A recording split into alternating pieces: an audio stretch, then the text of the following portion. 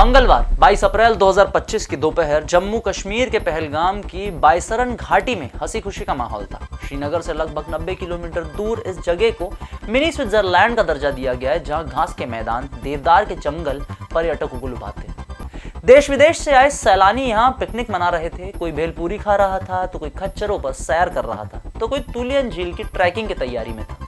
तभी जंगल के रास्ते से सेना की वर्दी में 5 आतंकी निकले। उन्होंने पर्यटकों से परिचय पत्र मांगना शुरू किया और जो भी हिंदू नहीं दिखे उन पर उन्होंने अंधाधुंध गोलियां बरसाई। चीखें गूंजी, लोग पेड़ों के पीछे छिपे। 26 लोग मारे गए, जिनमें 2 विदेशी भी थे।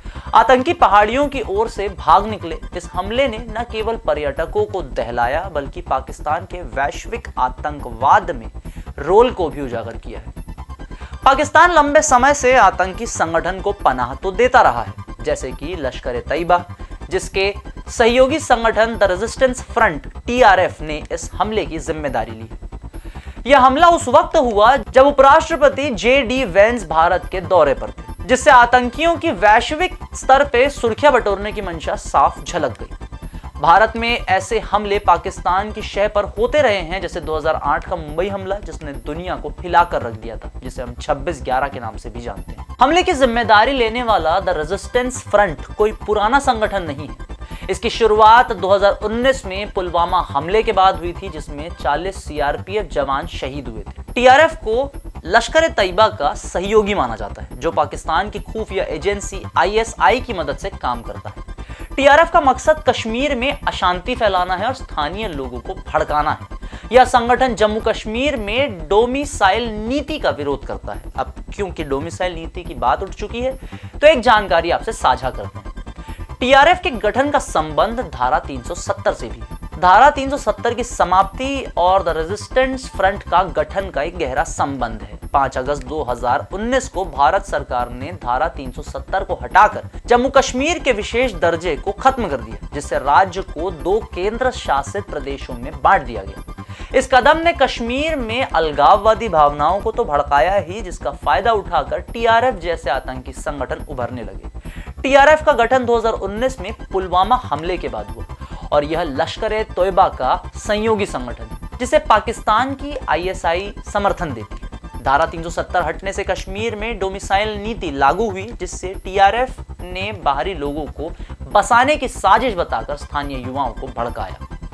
TRF दावा करता है कि ये बाहरी लोगों को बसाने की साजिश है। बड़े उद्योगपति को अपने बिजनेस और माइनिंग प्रोजेक्ट्स वहां लाने से रोकना, ये भी TRF की बातों का हिस्सा रहा है।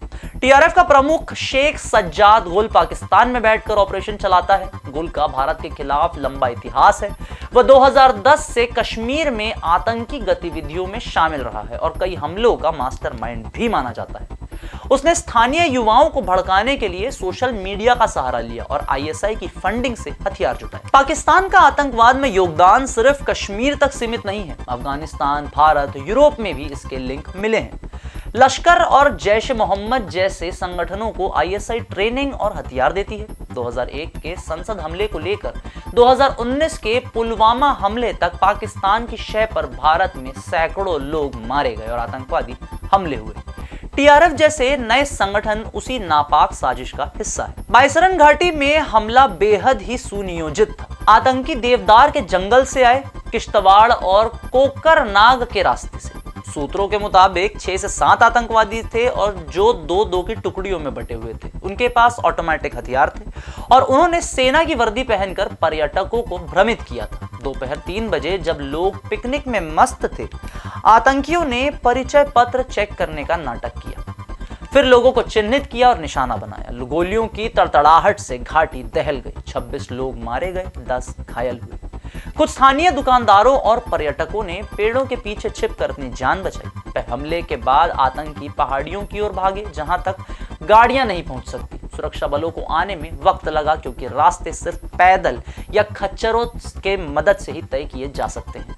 इस हमले ने पाकिस्तान के आतंकवाद को बढ़ावा देने की सच्चाई को फिर लोगों के सामने ला दिया है। लश्कर-ए-तैयबा और TRF जैसे संगठन ISI की मदद से कश्मीर में हिंसा फैलाना चाहते हैं। 2019 में धारा 370 हटने के बाद से पाकिस्तान की बौखलाहट काफी बढ़ चुकी है और वह पर्यटक स्थलों को निशाना बनाकर दुनिया का ध्यान खींचना चाहता है। यह हमला उसी साजिश का हिस्सा है जिसका मकसद कश्मीर की शांति को भंग करना है और लोगों को भारत सरकार के खिलाफ भड़काना है। हमले की खबर मिलते ही सुरक्षा बल हरकत में आए। सीआरपीएफ और क्विक रिएक्शन टीम यानी कि क्यूआरटी मौके पर पहुंची। घायलों को निकालने के लिए हेलीकॉप्टर भेजे गए। स्थानीय टूरिस्ट गाइड और खच्चर वालों ने भी हिम्मत दिखाई। उन्होंने घायलों को कंधों पर उठाकर या खच्चरों पर लादकर मुख्य सड़क तक पहुंचाया। सुरक्षा बलों ने इलाके की घेराबंदी कर सर्च ऑपरेशन शुरू किया, लेकिन आतंकी पहाड़ियों में गायब हो चुके थे। इस हमले की गूंज दुनिया भर में सुनाई देने लगी है। अमेरिकी राष्ट्रपति डोनाल्ड ट्रंप ने इसे चिंताजनक बताकर भारत के साथ एकजुटता दिखाई। ब्रिटेन के पीएम कीर स्टारमर ने भी निंदा की। भारत के पीएम नरेंद्र मोदी ने कहा, हमलावरों को बख्शा नहीं जाएगा। यह हमला इसलिए भी अहम था क्योंकि यह अमरनाथ यात्रा के बेस कैंप से सिर्फ 15 किलोमीटर दूर हुआ था। सोचने की बात है, इतनी ज्यादा जरूरी जगह पर किसी प्रकार की सिक्योरिटी तो रही होगी।